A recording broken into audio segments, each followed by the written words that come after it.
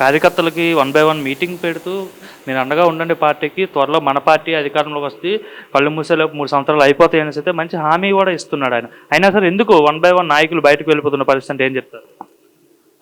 అది ఆయన మాటల వరకే ఉంటుంది, చేతల్లో ఉండదు.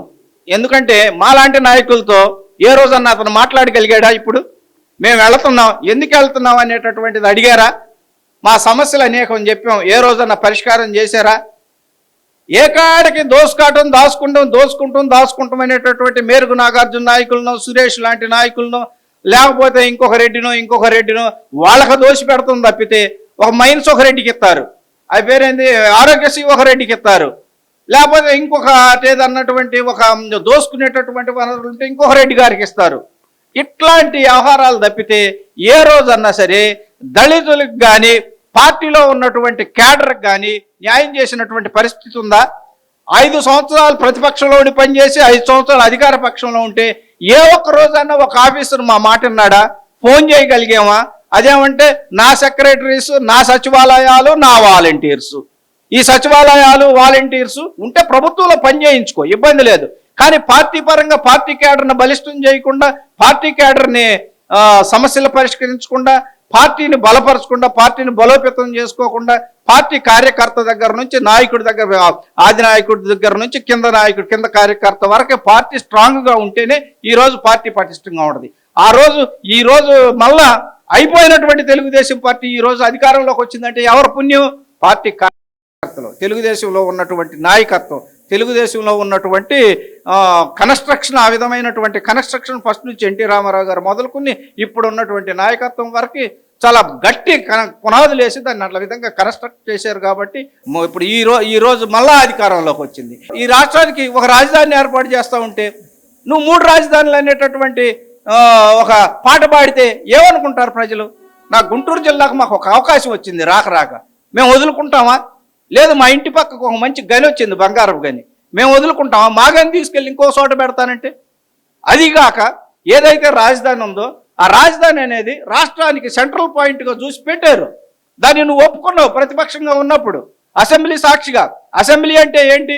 మన రాజకీయ నాయకులకో లేకపోతే ఎమ్మెల్యేలకు మనం పొలిటికల్గా ఉన్నప్పుడు, మనం ఎమ్మెల్యేలుగా ఎన్నికైనప్పుడు మనకు ఒక దేవాలయం లాంటిది అసెంబ్లీ. ఆ అసెంబ్లీలోనే ఒప్పుకుని ఈరోజు నువ్వు మళ్ళీ కాదని చెప్పేసి నేను మారుస్తానంటావు. ఇది ఎంతవరకు సమంజసం? హైకోర్టు అనేది రాష్ట్ర హెడ్ క్వార్టర్లో ఉండాలి, అది మ్యాండేటరీ. అది ఆల్రెడీ సుప్రీంకోర్టు తీసుకున్న నిర్ణయం, నువ్వెట్లా మార్చగలవు? అది ప్రజలను మభ్య పెట్టడమే కదా. ఇట్లా ఈ విధంగా అనేకమైనటువంటి తప్పిదాలు చేసి ఈ రాష్ట్రాన్ని సర్వనాశనం, దాదాపుగా ఇండస్ట్రియల్గా అభివృద్ధి చేయలేకపోయాడు.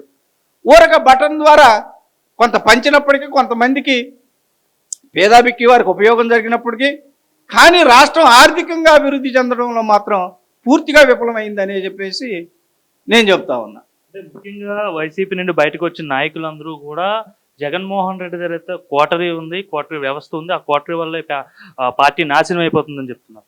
నిజంగా వాస్తవమైనది? మీరు కూడా పార్టీలో సుదీర్ఘకాలం 15 ఏళ్ల పాటు పనిచేశారు కాబట్టి మిమ్మల్ని అడుగుతున్నాను. అనేకమైన సార్లు నేను ఈ మాట చెప్పాను, ఇప్పుడు కాదు, ఇప్పుడు నేను కొత్తగా ఏం చెప్పట్లా, పార్టీలో ఉండి కూడా చెప్పే ఆ విషయాన్ని. క్వార్టరీ వాళ్లే పార్టీని నాశనం చేస్తున్నారు, క్వార్టరీ మాటలు మీరు వినొద్దు. ఏదైనా కార్యకర్తను, మాలాంటి సెకండ్ క్యాడర్ నాయకులను మీరు పిలవండి, మేము వాస్తవ పరిస్థితులు చెప్తాము. మీకు బై ఎలక్షన్లో మేము ఒక పత్తిపాడు నియోజకవర్గంలో ఒక స్ట్రాటజీ అవలంబించి ఊరికి ఒక సర్వే చేసి ఒక రిపోర్ట్ ఇచ్చాము. ఆ రోజు నువ్వు బై ఎలక్షన్లో కరెక్ట్గా మేము ఇచ్చిన ఫిగర్స్తో గెలిచావు. అట్లాంటిది తీసుకో తప్పితే మీరు క్వార్టరీ మేము ఇచ్చినటువంటి నిర్ణయాలను మీ దగ్గర క్వార్టరీ తీసుకొచ్చేలాగా పూర్తిగా మార్చేసి మీకు తప్పుడు యొక్క సమాచారం ఇస్తుందని చెప్పేసి క్వార్టరీ మీద అనేకమైన సార్లు నేను వీడియోల్లో కూడా మాట్లాడాను, సోషల్ మీడియాలో కూడా మాట్లాడాను. ఎవరు క్వార్టరీ అంటే?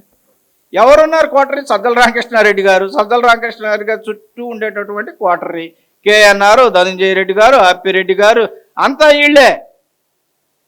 వీళ్ళు ఒక వ్యక్తిని మంచోడు కాదు, లేదా ఒక కుక్కని పిచ్చి కుక్క అని చెప్పేసి చంపుతూ ఉంటారు చూడు. ఇప్పుడు మాణిక్ వరప్రసాద్ గారు ఉన్నారు, ఈ రాష్ట్రం అంతా తెలుసు ఆయన గురించి. ఆయన ఎంత నిజాయితీపరుడో, మచ్చలేని నాయకుడు. దళితుల్లో ఆయనకున్నటువంటి ఫాలోయింగ్ ఏ దళిత లీడర్కి దాదాపుగా ఉండదు. ఆయనకు అన్ని పార్టీల్లో కూడా అభిమానం ఉన్నటువంటి నాయకులు ఉంటారు, అన్ని కులాల్లో కూడా అతని పట్ల అభిమానం ఉంటుంది. అతనికి ఏ రోజు కూడా అవినీతి మార్క్ అనేది లేదు. అలాంటి నాయకుడిని తీసుకొచ్చి మేము మీకు పెద్దపీట వేస్తామని చెప్పేసి ఈ క్వార్టరీ చెప్పినటువంటి మాటలు, తప్పుడు మాటలన్నీ విని ఈ క్వార్టరీకి సంబంధించినటువంటి క్యాండిడేట్స్కి టికెట్లు ఇప్పించడం కోసం ఆయన్ని మోసం చేసి బయటికి గెంటేశారు. ఇది ఇది ఇది బెస్ట్ ఎగ్జాంపుల్ అన్నమాట. ఆ క్వార్టరీలో ఉండేవాళ్ళు ఆ నలుగురు కలిసి జగన్మోహన్ రెడ్డి గారిని ఏ విధంగా తప్పుదోవ పట్టించాలో ఆ విధంగా తప్పుదోవ పట్టించడానికి ముందుగానే ప్లాన్ చేసుకుంటారు. జగన్మోహన్ రెడ్డి కూడా ఎమ్మెల్యేలు కావచ్చు, నాయకులు కావచ్చు, పార్టీ క్యాడర్ని కూడా కలవలేదు గత 5 ఏళ్ళు అని చెప్తున్నారు. వాస్తవమేనా? వాస్తవమే కదా. దాని యొక్క పర్యవసానమే కదా ఈరోజు 11 సీట్లు.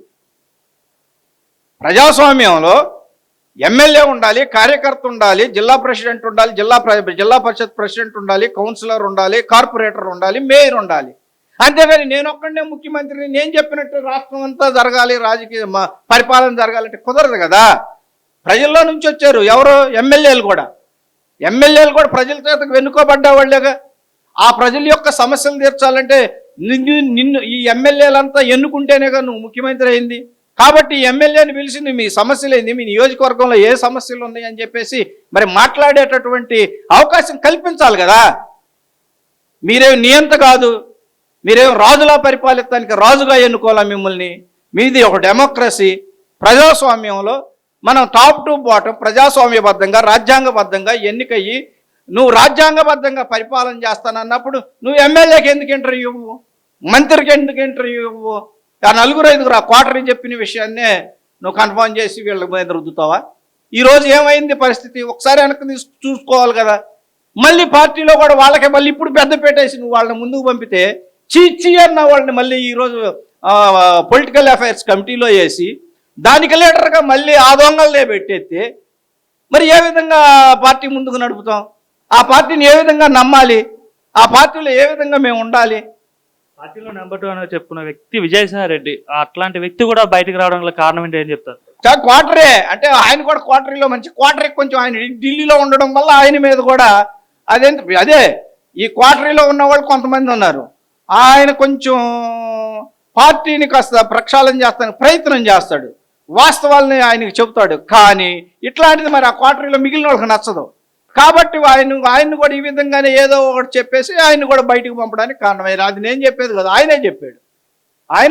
ఆయన టాప్ 1 టాప్ 2లోనే ఉండేవాడు కదా ఈ క్వార్టరీలో. మరి ఈరోజు వచ్చి ఆయనే బయటికి అసలు ఈ క్వార్టరీ మూలనే ఈ పార్టీ ఇంత సర్వనాశనం అయిపోయిందని చెబుతున్నాడు కదా. పార్టీ సర్వనాశనం అయిపోయి క్వార్టరే కాదు, అసలు పార్టీ కన్స్ట్రక్షన్ లేదు ముందు.